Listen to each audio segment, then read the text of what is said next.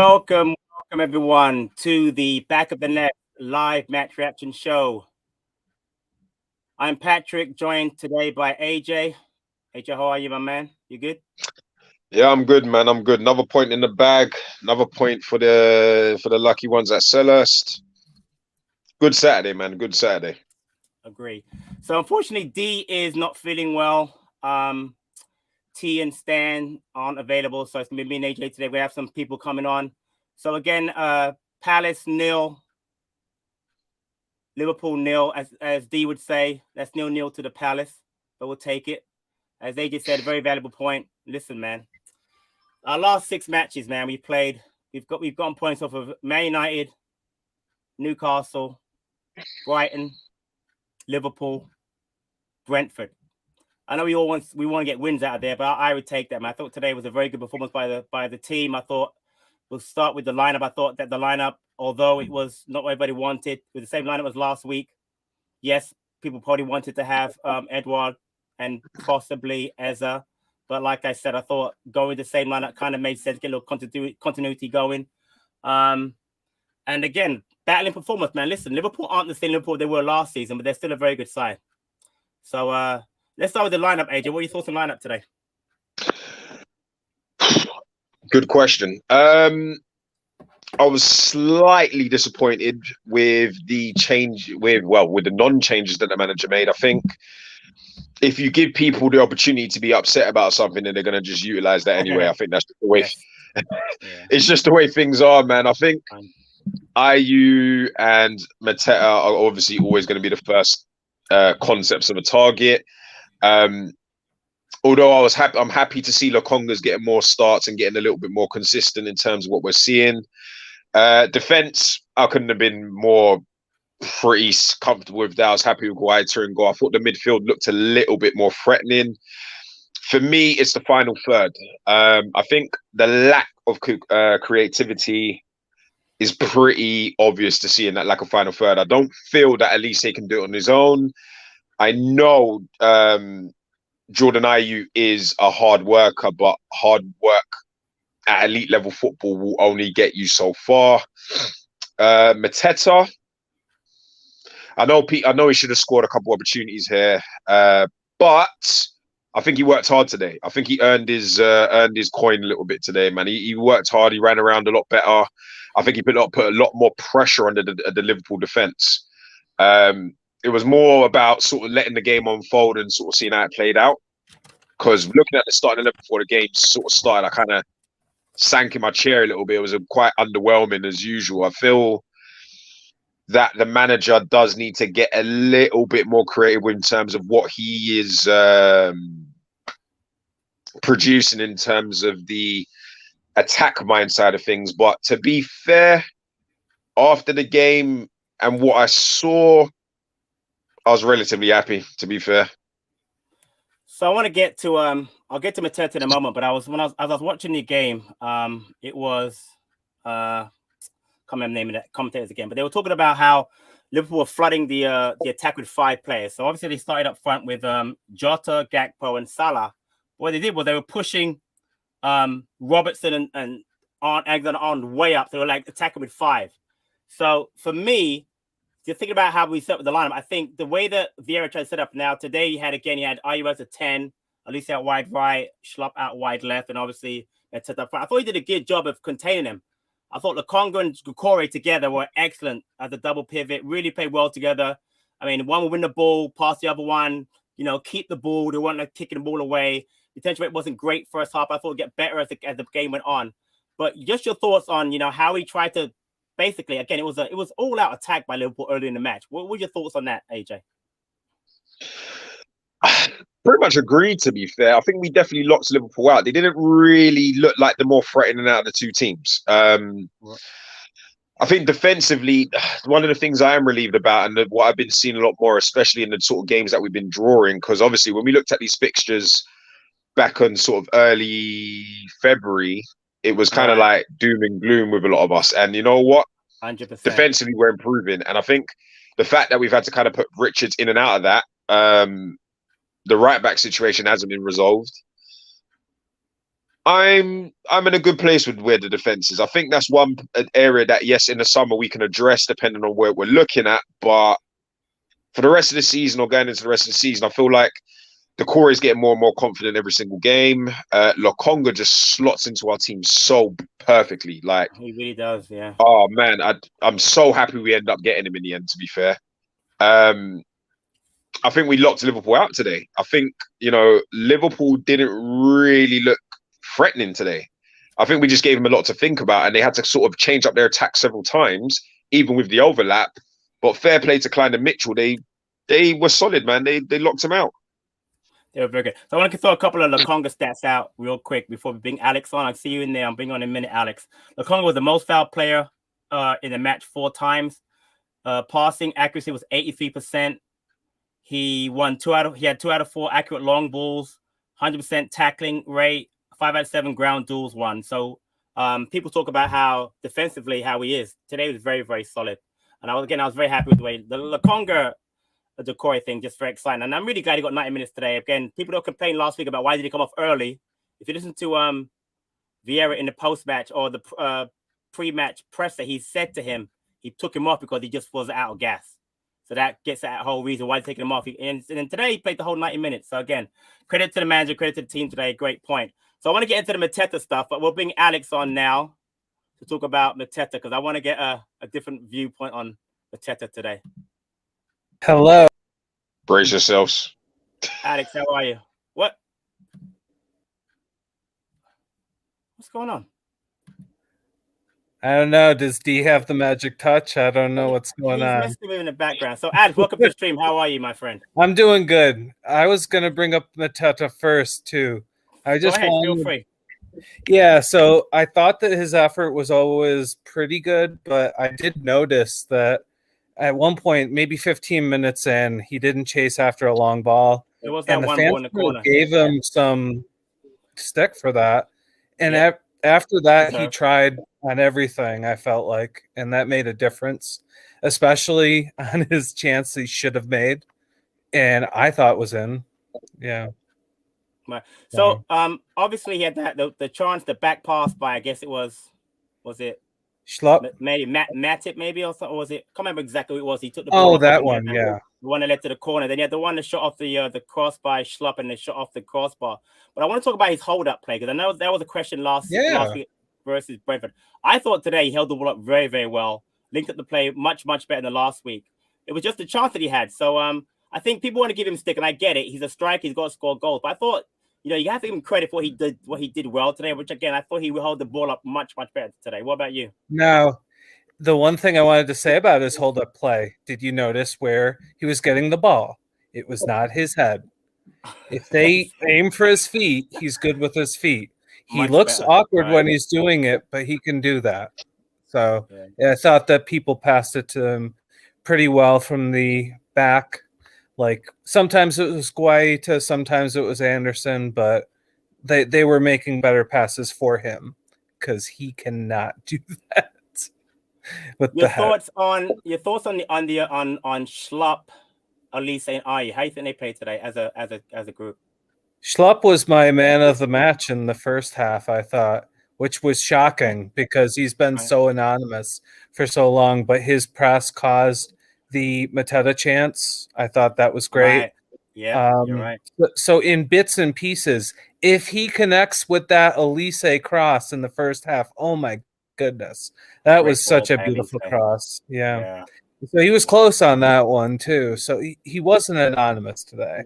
I thought Ayu's crossing was shocking, to be honest, but that was the only thing I can, make fun of him for because he did most everything else, but his crossing is terrible, and he's never going to get better. I feel like.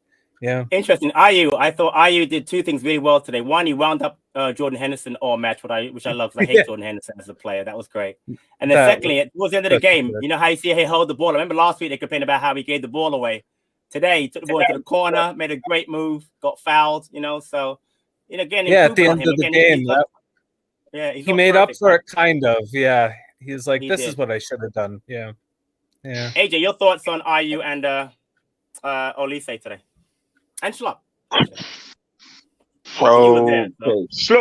Schlupp, not too bad. Not too bad. Not bad enough for me to criticize him, but I'd say a steady performance.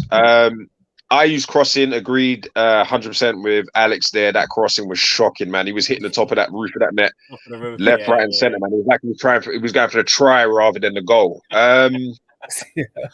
else am I missing it? Elise, that beautiful French prince, mate.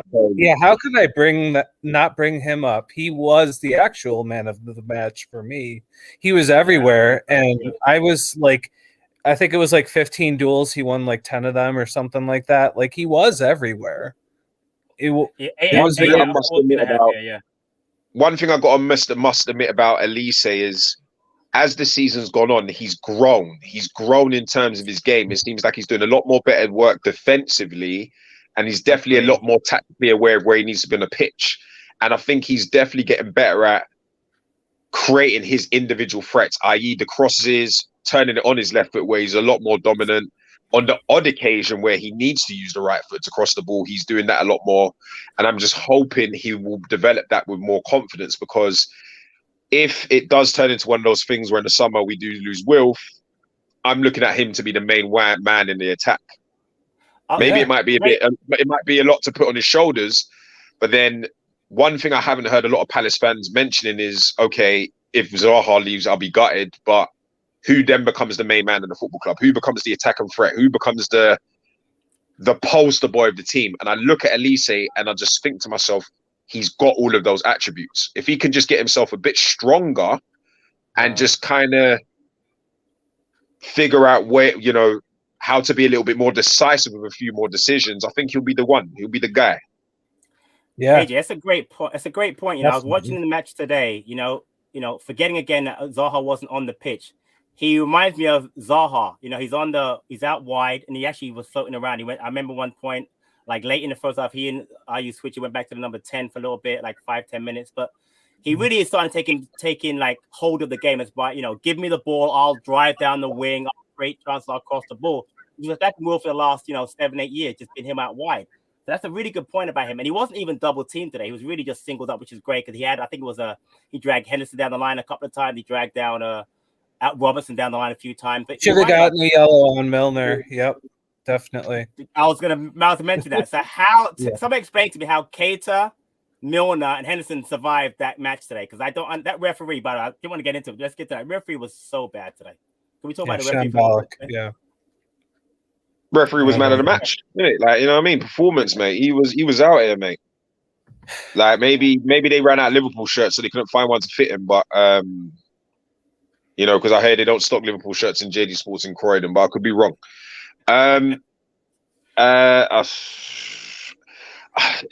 It becomes tedious when you blame referees for losing football matches, but no, the Elise challenge. There's nothing. How is that a foul? That first one just really annoyed me. We get a fast break on that. Elise makes a absolutely perfect tackle. They're both hitting the ball. He doesn't even make contact with whoever. I think it was Gakpo or whatever. But like that one was just shocking. And then the yellow card against Klein. Like I get that it was even almost the Klein one. I thought Klein was a pretty good tackle. The one they gave the free kick on, scored on Henderson with a great clearance header. But I thought that was a good tackle. I thought watching it in replay, So yeah, the Robertson tackle even was good at the end. I thought that Ayew didn't quite get past him, and Robertson made the good tackle. He's just a really bad referee. So bad. Anybody know his name? Because I don't remember who it was, honestly. Was it Darren England?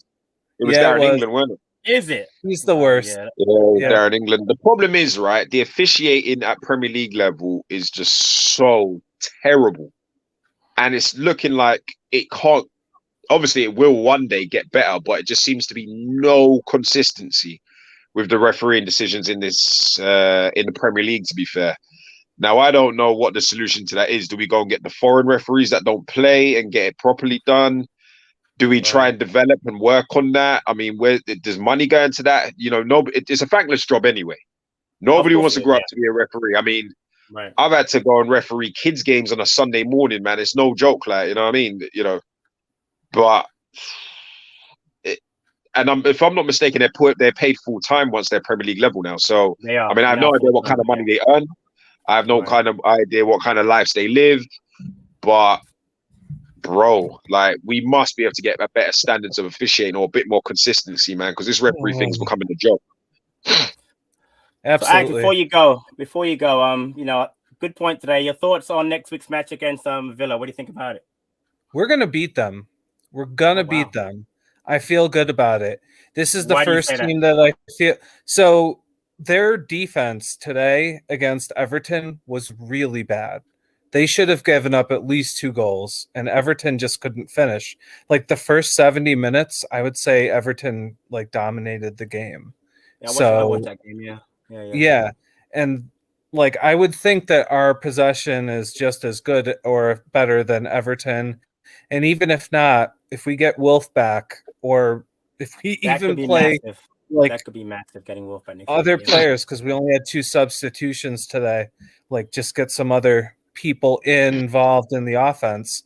I think there's less to worry about against Villa. They're just a very streaky team, and I think we're going to beat them.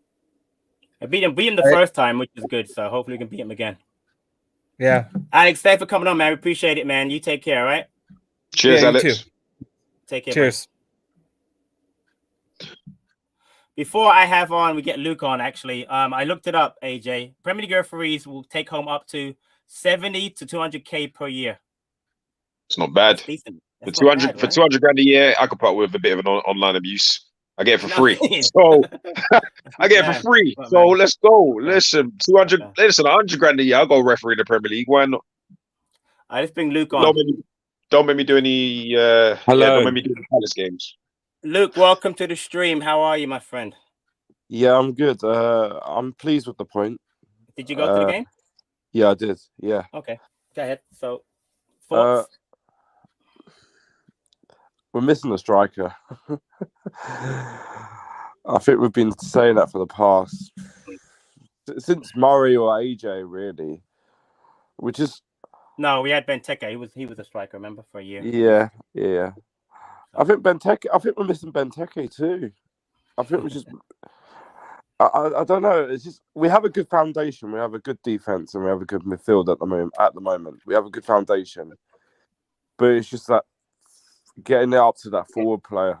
I think we've only done it twice this match, really, where we had we brought it up to Mateta. Mateta had those 2 chances. I mean, if it was a different striker, I think someone would have put those away.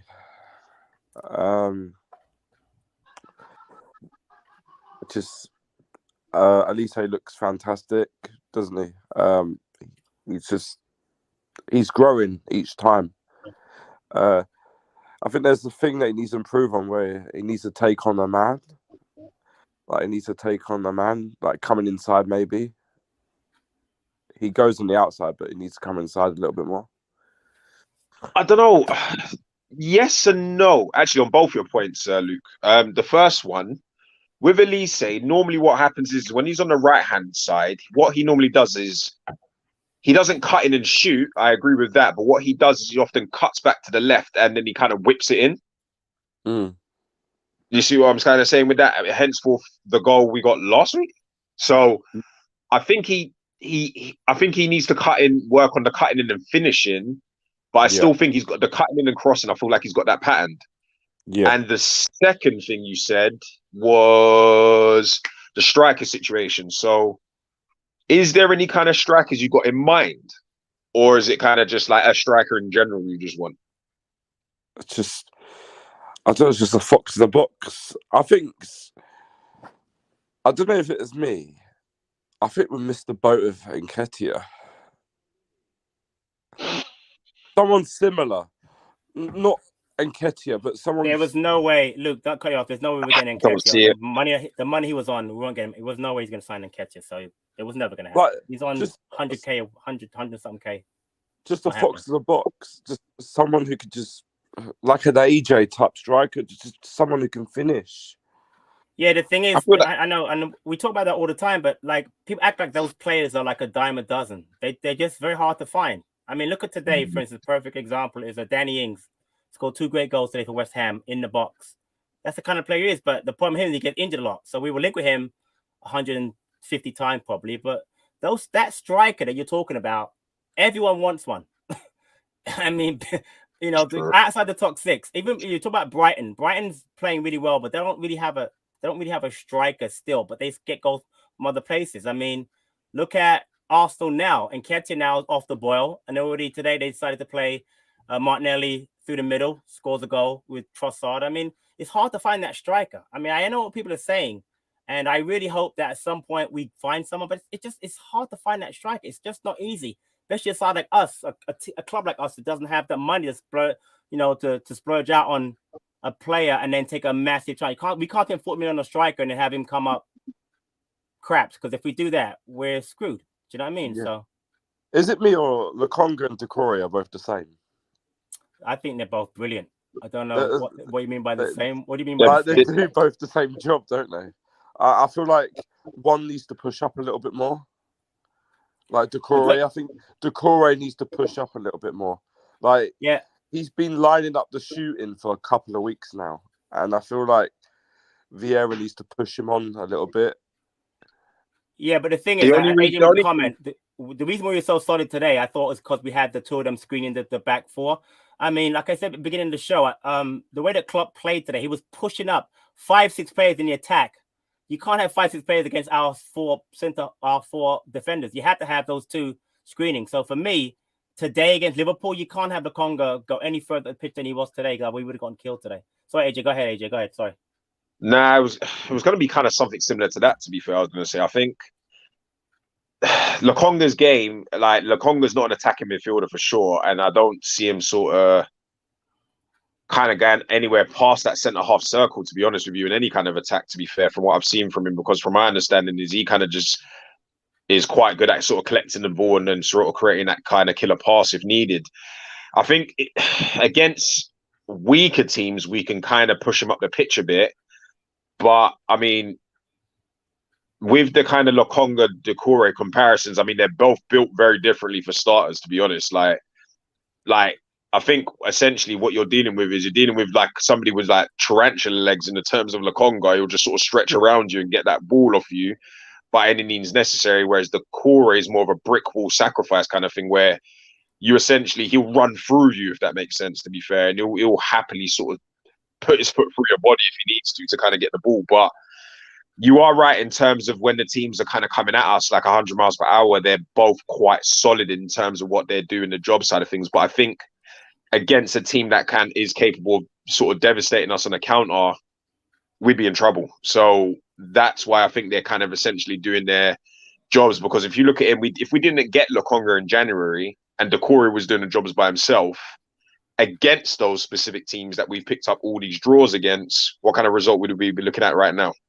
So how many points would we have picked up on the road? That's a great point. And you remember, I mean, I was the first one that we should say, I should say every single match, Doucouré is doing too much work. I've not said that the last 2 matches. I have not had to say, because Lokonga's been so good next to him, he's just taking half the work away, which is where he's supposed to be. You work at the double pivot, wherever, you have someone help you out. Before, there was no one helping him out. So, especially not Schlupp, because Schlupp just couldn't do that job. So for me, I think Lokonga and Doucouré are perfect. What we need is to get someone ahead of them that can, a number 10 that can create more. It's not Ayew. It can be Olise. It definitely could be Eze. Do you know what I mean? I don't think the issue is Lokonga and Doucouré together. They've been brilliant the last 2 matches. I need someone out further left, further right, and ahead, and of course a striker that can put away some chances, because we created a couple of chances today, but nothing. I mean, again, the best chance was the one that Schlupp created basically by himself by pressing high. And Mateta has to score that. He hit the crossbar. So would you start Amador on that 10 role? I haven't seen him that much in that role, and I wouldn't want to. Who are you taking out? Ayew? Maybe give Amador a run in that 10. I'd rather give Eze a run in the 10 because I know what he can do. Do you know what I mean? I'm not saying Ahamada can't do it at some point, and I want to see him play too, because he is our player as opposed to Lokonga. So I want him to develop, but I've seen him play little bit in Germany. I haven't seen him as much as I saw Lokonga play last year, for instance, for Arsenal. I don't think that I'm comfortable seeing him as a 10, but When we have Eze, we have Olise. And again, I thought Ayew today, man. I mean, I thought Ayew did a good job today. I really did. I thought Ayew did a decent job today. He's not a world beater, and we all want him to be what he's not. But I was listening. Who was it? Lee Dixon. That's the guy. Lee Dixon was on the comms here in NBC over here, and he was saying how people underrate what Ayew does for the team. How his work rate, his hold up play, drawing the fouls, that stuff. People underrate that stuff, and that's important in a team like us that doesn't have the ball as much as Liverpool, Arsenal, City, United, Newcastle, Brighton, Brentford. You know what I mean? You got to have players like that. Last week it didn't work out, but I'm telling you, Ayew does a job that people don't appreciate as much as I think they should. Yeah. But the one thing that really winds me up about Ayew is his hard work's fantastic. Right. But I sit near the right-hand side because I sit in the main stand, right? Mm-hmm. I sit quite near the front. He turns back and he turns forward, but he doesn't go forward towards the goal. Like twists and turns, and he does all that bit, and he wins the fouls, but he doesn't go forward. But funny, he did that right at the end of the game, Luke. He actually did that. He did that great spin at the end. He beat the man, and he got fouled for that free kick in the corner. So he does do it sometimes. He just doesn't do it all the time. That's not his game. I know what you're saying now, but he does do it sometimes. He really does. He just doesn't do it as much as we like him to do. So, but I know what you're saying. Like that West Ham goal. I wish he did that more often. Oh yeah, we all do. Hey, listen. I nearly lost like my collarbone that day, man. I'll tell you. Let's just be careful. Like, this is also an appeal to other fans. I know I'm very tall, right? But don't jump on me, please. I'm not on that level. Because in future, listen, I will throw you over me, or I will duck. Like, I'm all for health and safety and that. But and now Luke's got quite an interesting point there, because ironically, not ironically, I sit in the main stand as well, and I kind of see exactly what he's talking about, to be fair. Yeah. I get it. It's just you cannot take away, as it stands right now, is the hard work factor. But I think that the little bit of quality that he was missing from when he was our player of the season is kind of just out of his game all now. Like, you see what I mean? And I think I understand that. I get that. At some point, something will have to give when we do get that quality striker, because hopefully, this is all based on a lot of hope and hypotheticals, but in an ideal world, if you've got Eze in that middle, you've got Lokonga in that middle, you've got Wilf there, Elise on the other attack, and then maybe a competent striker amongst the two that we have. I mean, that's heaven, isn't it? I'm not here for Ayew at that point. I understand that. Of Unless we're 2-0 up, and we need to hold the ball up. I don't want to talk about impact stuff. I got it. I understand that. But no, I think Luke drives a fair point about it depends. I think it depends on the opponent, because there are some opponents, right, where we will play and Ayew is just a headache for them. He won't score. He might create a couple chances and he might have a couple shots, but he'll never score. But he will frustrate the living daylights and draw a ton of fouls. But there are other games where we play in and the dude just looks like a liability. That is where the frustration will stay with me with Ayew, to be fair, because one good game out of 20 just ain't going to cut it for me anymore. If we're going to be serious about pushing up the table and we're going to be serious about potentially reaching some kind of dizzying heights, in whatever format that may look like, we can't get on that road with 1 out of 10, 1 out of 20 performances. That's what it is, really. But AJ, I'll say he played well yesterday. He played well today, I thought, and he played well last week, except for that last minute ridiculous move that he made in the middle of the field and gave the ball away. So I would honestly say he probably had 2 back-to-back decent matches, I would say, honestly. So but anyway, Luke, quick question. Yeah. So we're 13 points. We're 13 draws away from 40 points. What are your thoughts on Aston Villa next week? Away. We're the draw specialists, man. What are you laughing for, man? It's true. We're draw FC. I'm going to go probably for another draw, actually, I think.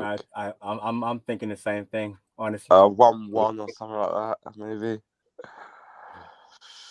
We beat them the first. We beat what, 2-1? 2-1 the first game? It was 2-1, right? Yeah. Yeah. I'll go for one. They're not great, but they're dangerous. Was it 3-1 or 2-1? Was it 3-1? We scored 3 goals. No, we didn't score 3 goals. No chance. Had to be 2. They smacked up Everton today, though. They smacked up Everton today. I think it was 3. I think it was 3. Did it? Was it? We scored 3 goals at home. I'm not too sure. I think it was. Scenes, man. I'm going to look it up now while you're on it. So what are your thoughts on the game, though? You think we'll get a draw? By the sounds of things, I think we're going on a draw run, so I'm going to go for a draw. A draw one. We've got 3 in a row. I mean, more can we get in a row, man? What are you talking about? It's 3 in a row for us right now. Another draw, please. Yeah. You're right. You're right. It was 3-1. Zaha scored 2. Mateta scored his only goal. That volley cross from Mitchell. You're right. 3-1. Great shout there, Luke. Yeah. Hey, Luke, thanks for coming on. We appreciate you coming on. Hit smash that like button, subscribe, and we'll talk to you soon, mate. All right. I'll be at Villa next week. Yeah. Oh, nice. Up the Palace, man. Enjoy that trip. See you soon. Bye. All right, take care, buddy. All right. That was Luke. Tom left, so we're gonna have. Wait. No, I can't say your name, mate. How do you say your name? Caesar. Caesar. I love it. Yeah. Great to have you on the show, man. How are you today? Yeah, I think I'm good, man. How are you? Good. Thoughts on the game today? There isn't really much to say about the game today, except it's a good performance. I like what I saw from Lokonga, honestly. What do you like about him? What do you like about him? I mean, it's impressing me, man. Last few matches, his performance today was pretty good. It was impressive, man. Impressive. But I think there's better midfielders out in the summer. I think, man, better midfielders out there. That was my question. So you wouldn't try to sign him if you could from Arsenal? No. Nah. I think Sunderberg is available in the summer. I saw Man United want to put McTominay up for a transfer for 25 mil. I think they better defend. Wait. You would. Where did he go? I didn't do that. He just left. I did not touch anything. But he mentioned McTominay and Sanderberg. Now, before we bring Henry on, AJ, your thoughts on Sanderberg? Now, I don't think he's going to come. They're getting promoted. I don't know why they'd sell him. But what do you think about Sanderberg? Actually, do you know what? They're coming up. They're not going to. He had half of. If they don't come up, he's gone anyway. They're coming up. But they look good. So I mean, I've actually quite enough watched Sheffield United a couple of times this season. They look all right. And I know Sanderberg, like if they're gonna let him go, they're not letting him go for cheap. And who was the other? Who was the other brother you mentioned? McTominay. Too much money for very little. Like I don't. McTominay's not coming to Crystal Palace to change up nothing. Like that, and that's not me saying he's a crap player. No. But you're right. You're right. I feel like doesn't do enough, right? He's not gonna do enough to. I mean, he works hard. He gets the odd goal, but is he quality enough to kind of lift the club? Because he'll demand what 150 a week, 160 a week. Yeah, the way Jason just had a comment in there about Lokonga. Probably same with Lokonga. Lokonga's on probably big money at Arsenal. Same reason why you'd be surprised actually. Apparently, he's not on that much. I mean, really, I got the pleasure of being in attendance to Lokonga being questioned in terms of it was quite funny actually. What's his name? DJ Knox. You know he does DJ Knox. You know he does a lot of stuff with Palace and whatever. Right, the JD Sports stuff you went to. Yeah, exactly. So basically, one of the questions he asked him was, "What's the difference between Arsenal and Palace and all that kind of stuff?" The boy wants to go. 11 places in the table. 11 places in the table. Well, that actually weren't what he said. He kind of went in a very shy French accent. He went, right. Well, Arsenal are fighting for the title and are going to be in Europe. There you go. And then he didn't actually follow up with what's the difference at Palace to that. Got ya. You can tell the boy wants to stay there. Like I'm not getting sucked into this lone player love thing again. Man. Gallagher done me. Gallagher done me. I'm not going through it again. Yeah. Until I see that brother sitting there going, I'm here to stay, and I see the thing with him and Doogie Freeman sitting there and signing.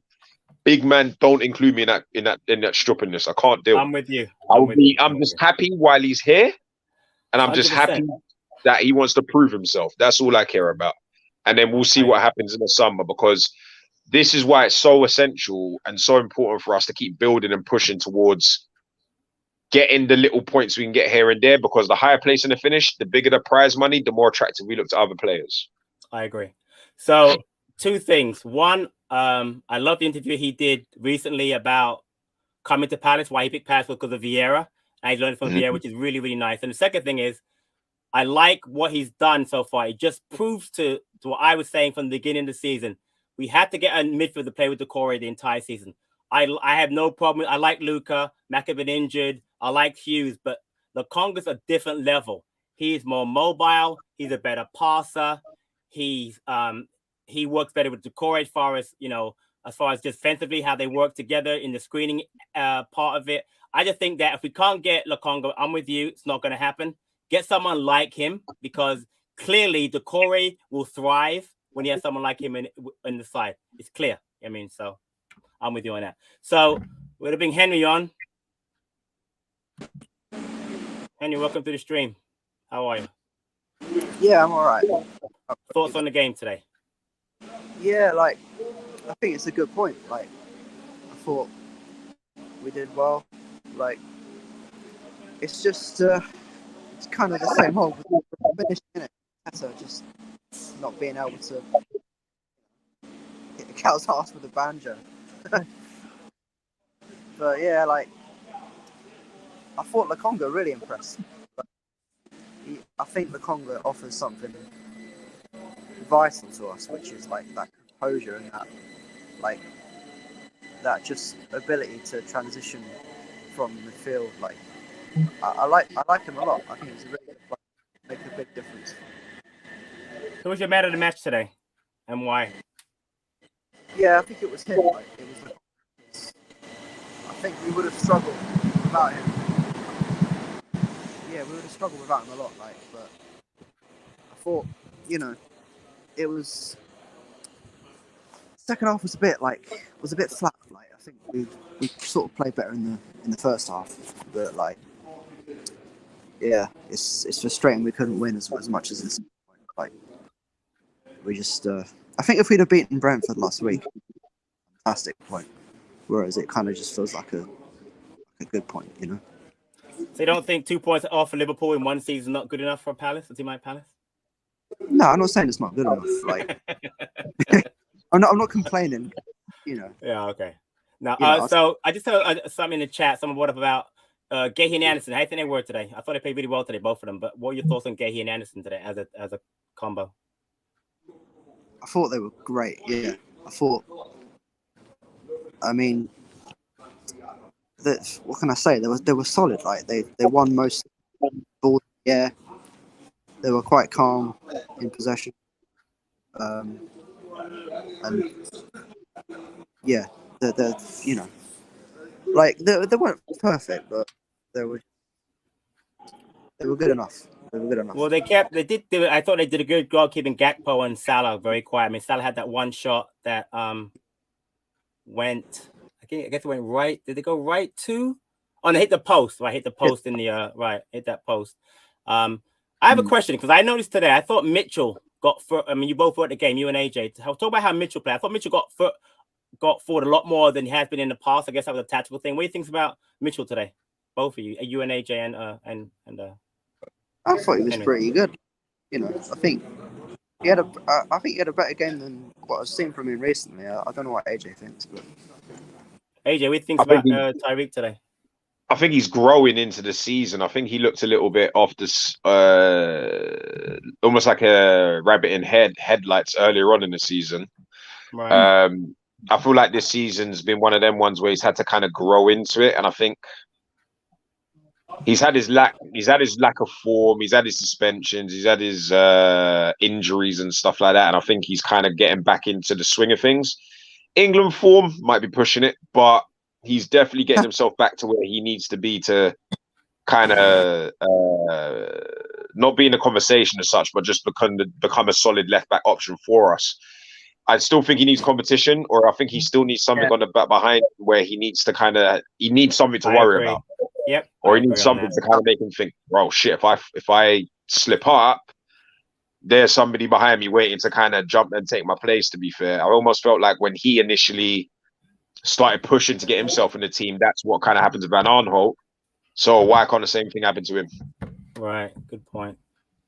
I mean, when you have a guaranteed place every week, naturally your standards you're not gonna set standards as high, I think. But Yeah, I think compared to like last season and the season before, we're not seeing the same Mitchell, but I think he's improving for sure. So I'm gonna ask you the obvious question for next week, not your thoughts on Villa. What would you change about the lineup for Villa next week, Henry? I probably wouldn't play Ayew because I thought he just, as hard as he works, I'm so tired of him making poor decisions and having the ridiculous, like, just no crossing ability. Like, literally, he gets the ball on that wing and just has no end product at all. He just doesn't know what to do, and I feel like he gets in good positions and it's just a mental block and sort of freezes. And I think Who do that's you an play issue for with him? Who do you play for him next week then? Who do you put in there for him? I mean, I would play, like, I would keep Decore and Lokonga Lokonga, in right? and then I would probably play Eze behind Edward instead of Mateta, and then put Elise on one wing, and then well, that's the point. Who do you put on the other wing? I don't know.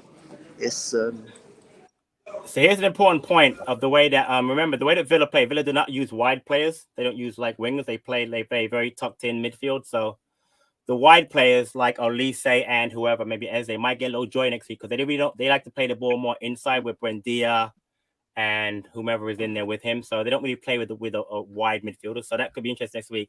As far as we have wide players. They don't have wide players. Can we take advantage of that going forward next week? So yeah, we could. I mean, I'd actually probably put, because Edward isn't getting any joy up front. I'd probably be tempted to put Edward on one wing, Elise on the other, and play Eze at 10 behind Matessa. Like, I think that's probably the best we can So you want Edward wide, not as a striker. Interesting. Yeah, because I don't think Edward is benefiting from going up top right now. I mean, his confidence is on the floor, like Mateta's. Like, that's the problem. We get into good positions, we have good chances, but our strikers are on such low confidence, and it just becomes really hard to score. And like Mateta missing when he hit the bar today, like that, he's probably going to dwell on that as well. Like I imagine. So he just needs that goal. He just needs that one goal. I reckon he could kick on, but I just hope that goal comes soon. All right, Henry, man. Thanks for coming on. I appreciate it, man. Safe trip home, all right? Cheers, guys. All right, take care, man. Take care. So, AJ, your thoughts on Villa next week? What are you thinking? Lineup. I'm not sure what kind of score we're looking at, to be fair, because I think it's all going to fall down to. Because I know a lot of people like to criticize and complain and say that Vieira doesn't have a game plan, but actually now I'm looking at the past couple of draws. I'm actually convinced he does. I'm actually convinced he actually does. The last three, AJ. Think about the difference between Brighton, Brentford, and Liverpool. How we played, 3 matches in a row, 3 draws, and how different these 3 of them were. None of them were the same. But go ahead, sorry. Yeah, I don't know. Like, I'm thinking, what I'm actually thinking next week, right? If I was given the actual golden opportunity to pick the squad, right, I'm going to go Guaita in goal, Klein right back, Gay Anderson centre backs, Mitchell left back, Decore Lokonga centre midfield, Eze number 10, Edward left wing, Elise right wing, and Mateta centre striker. I think that's the best we've got right now. Wow. Okay. Interesting. Listen, there's only and then you know what? Because it's Villa. Villa are a tough team. Like they like to scrap, and at the same time they've got a little bit of quality going forward. So I feel like that team would just kind of handle it. And I feel like Elise and Eze would draw a lot of fouls out of them. I think that's the only way this works. Like, because the thing is, the Ayew thing and the Schlopp thing, all right, granted, we don't want them to particularly start, but I feel like if it kind of got a bit more scrappy towards the end, that is where you would bring on Ayew and Schlopp, because they would grind themselves into the ground to kind of get the fouls out rather than essentially starting the game that way and just having a bit more creativity. And I feel like we could sneak past like Konsa and Ings and all them man there. So that's what I would want, but I don't think that's what we're gonna get. I don't know. I feel like the manager will actually have a kind of way he'll want to set up. When we play for a draw against a team like Villa, I don't know, man. I feel like that's a bit easier than what we've had recently. I'm with you on that. So I'm looking at just real. I know we got the preview show coming up probably Thursday, dropping in YouTube. But looking at their form prior to today, they had lost the previous 3 matches. They lost to Arsenal 4-2, Man City 3-1, and then they lost to Leicester 4-2. They scored goals. Watkins scored five matches in a row. But I'm with you. I honestly wouldn't change the lineup. I know people are going to probably kill me for that. And I do want to see Eze and Edouard play. I like the idea of continuity. And I really think that give this lineup one more chance, because there are things that I'm liking. Again, 3 different two matches in a row now this week in Brentford. 3 matches in a row where we tried different tactics. Brighton was different than Brentford. Brentford was different than today. To me, it's an away match. Play like I played against Brentford. It's going to be very similar. Brentford and Villa, to me, are kind of similar sides. They've both got a decent striker up top. Ball possessor, good possession of the play. The only thing, again, I don't really feel they have Leon Bailey. So I should have about before they don't play wide players. He kind of goes wide, but honestly, they don't really look to play the ball wide. I mean, they have McGinn in the middle, and they have Brendia. They don't really look to play the ball wide like we have, Olise and Wilf when he's available. I just think that Olise can get some joy down either side, left or right, or even through the middle. And I think that Schlupp can drive the ball forward next week. Mateta's due a goal, and I've been saying this for a while. I much want Edouard to start. He came on today, and he didn't do anything for me. I mean, I know it was tough. It's Liverpool. It's home. We're 0-0. We're fighting for that point, but when you come on, you got to make a difference in the game. And today, Eze did some things there. He held the ball up a little bit, drove the ball forward, link up play with Mitchell. I really liked a little bit towards the end, but I thought Edouard just didn't do much. And I'm just saying to myself, why start him if you're going to get much of the same? You know what I mean? So I think it's like one of them things where it's like, you're picking the lesser of the 2 evils, or better the devil you know. Because there's not really there's no outstanding candidate here. There really it's not isn't. To say like 100%. Like, because say what you want, Edouard's form is up and down. Edouard has had to come from the SPL. Like, I know he scored in the Champions League, but when you're playing teams like Victoria Pilsen and teams like that, like, anybody's figures can look inflated. But something's got to give with one of the 2 of them. Now, I don't know if it's going to be Edouard coming off the bench and doing what he needs to do, or I don't know if it's going to be Mateta is going to get the one header in or whatever, and all of a sudden it's all going to click. Because with both of them, they've both had equal. Actually, I don't even know if it's equal off the top of my head, statistic-wise. But sake of argument, both of them have had ample opportunity to prove that they're those guys, and they haven't done it. They've hit the post, they've hit the crossbar, they've had great shots, they've had shots blocked.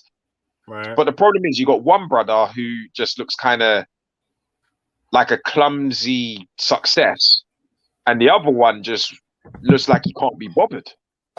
So I don't know. Like, I don't really know. I don't really understand. I feel like we kind of missed the boat on Semenyo a little bit there, man. I wanted him in January, but that's done. You mentioned that, but how many goals has he scored? Do you know how many goals he scored? Go on, talk to me. No, I'm asking you because you keep bigging off him the up. top of my head. Him up on a couple of streams. Yeah, I'll tell you what it is, and I'm gonna look it up. But do you have any? Nah, it is. Go ahead. I think sometimes you have to look at a player's style of play. Right. And at the end of the day, at Bristol, granted, he's not clean with injuries, but he's quite a threat and he's got the speed. And he doesn't have to always be ball to feet. He doesn't mind actually kind of cutting off at the back of the defender and kind of wrestling to get that ball in. Now, all I'm looking at with a player like that is it's a completely different type of striker to the other 2 we've got. That's how I look at him. I'm not looking at him to be our savior and to bang in 15 goals a season. I just don't think, like you mentioned at the earlier part of the stream, is that striker's just not there. Like, you know what I mean? Like, there's no Glenn Murray, not at our price level, right? At our price level, right? I think we've not had an out-and-out striker probably since what? The White Girl. It's just mad.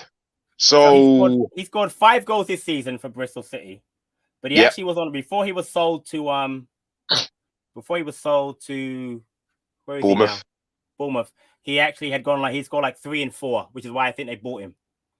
He's on there now. He's got 21 goals in 109 matches. So that's 1 in 4. I'm pretty sure Mateta and Edouard is probably similar. Not this season, obviously, but you know what I mean. So there's that. You know what I do like on that team though is that kid they got from Watara. That brother I like on board. I think Bournemouth signed him. I gotta look him up again, but I think him I like. He has a much better. I'm gonna look him up now. Watara has like a much higher. We're not gonna get him now, obviously, because he's at Bournemouth. But I'm just saying that his scoring record in League One was pretty decent. Let me look him up real quick. Watara. Here he is, Watara, the guy he plays off the left actually. 21 years old. Blood, he's only 21. Oh my day! I thought he was older than that. You know what? He's a wide player. Lorient, 7 and 44. He's like he would have been a good Wolf replacement, I guess. He got 7 and he got 5 and 8 for Burkina Faso. I thought it was better, but he's only 21 years old. He's like Olise. He's very young. Yeah. So, but again, that striker issue is going to be an ongoing thing all season. I just think that at some point, Vieira decides to start. It looks like it's Mateta for like 5 matches in a row. Doesn't work out. Guess what? The last 10 matches, Edouard, they're yours. Do something. If it doesn't work out in the summertime, we're going to add that to a right back, a center midfielder, a left outside left player because Wolf will be gone, and then a striker. A backup left back as well. Backup left back, a backup keeper possibly. If Johnson, Johnson's going to be only out a couple of weeks. How did we have 2 England international goalkeepers exactly as backup, and we still don't have a backup goalkeeper? Because last time I checked, technically both of them are still contracted to the club. They are, but I heard Johnson, according to Vieira, he's only a couple more weeks, so it shouldn't be. Hopefully, I mean, God, fingers crossed, Vieira, White doesn't get injured in the next couple of weeks, but he should be back. He'll be back by, I'm going to say, by Arsenal, which is the 18th of March. We've got Villa, City, and then obviously we got Brighton in there somewhere. So he'll miss 3 matches. He doesn't play anyway. I like the kid Whitworth a lot. Joe Whitworth, I like him a lot. He's young. He's only 18 years old. So. But is he ready though? He looks kind of tiny in comparison. That's what I'm worried about. He's not. He's agile. He's not tall. He's not one of those big. He's not like a Wayne Hennessy, who shall not be named on this show. Whoa! No swear words, mate. No swear words on the stream, please. All right. So Caesar's on before. Thanks for tuning in before. He said Timothy Weah, who I know very well, contract ends in 2024. Senator Berger's contract ends in 2024 also. I mean, all right, let me diplomatically just nip this in the bud. Timothy Weah is not coming to Crystal Palace. It's just not going to happen. I could ask him. I could ask him. I don't think you want to come. Oh, in it. Make some calls, mate. Make some calls. But Timothy Weah is destined for higher. I'm like you. I don't think Timmy's playing left back now, by the way. Which is dumb, but we move. Which is mad. He's playing left back, and he's a bro. His dad is a Ballon d'Or winner. Like, don't disrespect man like that. Like, kid's got a great goal in the World Cup too. I mean, but he's playing left back right now, he's going for a higher level. Like, I don't think he would end up coming to us. And then we got this one again, of course. It's Melia Sarr's contract in 2024. You know what makes it worse, right? All right. If we sign Ismail Assar at this point. Right. I'd be just so fed up of I just wouldn't care. Right. I just legitimately wouldn't care. Bro, we've been linked with that guy for like 5 years, man. Like, oh, yeah. It's ridiculous. 10 windows over 5 years, exactly. And I watched this guy play today, by the way. I got to bring him up because I watched the game today, the Real Sociedad Valencia game, because I watched Musa play it was actually on right before the Palace game. Sola has scored more goals than any of our strikers. Sola should still be at Palace. This is the problem, Jason. All right, this is the problem. Sola didn't score for Palace. Did we send him too soon? Possibly.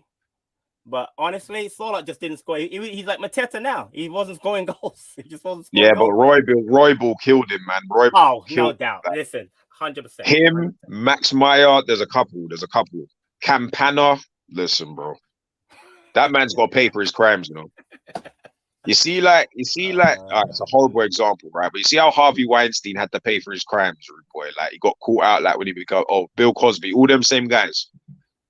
You're an old man, you've retired, and then all of a sudden somebody's going to start coming out with the spreadsheets and the facts. The amount of careers that man killed is outrageous. Outrageous. So just before we end the stream, Ty, how's Plonge doing in Belgium? He's back now. He's actually back in England playing for Lincoln City. Yeah, Lincoln City. So hasn't started yet. Played last week. I can check today for you if he played today for them. I don't think he played today, honestly. I don't think Lincoln played today. They did not play today, so he didn't play today. So I mean, Plonge is a long-term project. I think he played more off the left anyway than more as a striker, but without a doubt, we definitely need to sign. I don't envision him coming in and doing anything anyway. Like, I'm not being funny. Even if we brought him back now, he's not, unless he got onto some kind of lucky streak. But once again, he's a different type of striker. He's a different entity. So you don't know. These players come out of nowhere. So AJ, any final thoughts on today's match, my friend, before we end the stream? Listen. Toxic Palace Twitter. I am not a man of the people. I don't speak for anybody but myself. I hear that. But if things went left 10 years ago, we'd be AFC Crystal Palace. We wouldn't be here. Exactly. Sometimes you have to do things conservative and have small building blocks towards the future.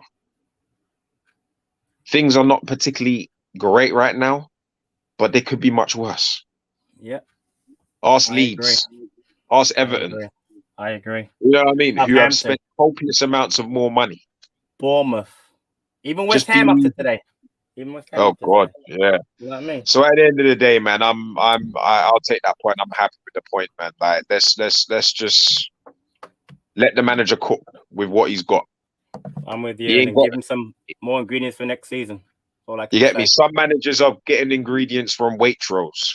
Certain managers are getting the ingredients from Aldi. Like, bro, the steak ain't gonna taste the same, innit? Like, just let him cook. Let him cook. But at the end of the day, man, I'm happy with the point. And at the end of the day, like I've said beforehand, if you look back and flash back to 2 months ago, and we looked at these fixtures, I remember everybody's worried. Everyone was like, "Oh boy, we're going to be relegated by then." Well, actually, we've just stayed in 12th. We've just stayed in 12th. 12 FC, man. Would you rather be 12th or 17th right now? I know which one I'd rather be. My friend, I'm with you 100%. This is it, everyone, man. This is it. Everyone that's tuned in today, we really appreciate it. Don't forget to subscribe, drop a like. We'll be back for. I'm gonna speak for these in the background. Opposition preview will be available, I'm sure, by about Thursday of next week. I'm sure that me, AJ, Stan, T, D will be doing a preview. Unfortunately, D's not feeling well, so there may or may not be a player rating show. I'm not sure about that. But again, we appreciate everybody for tuning in to Back of the Nest. Again, hit that like button, subscribe. Until next week, up the Palace. Eagles.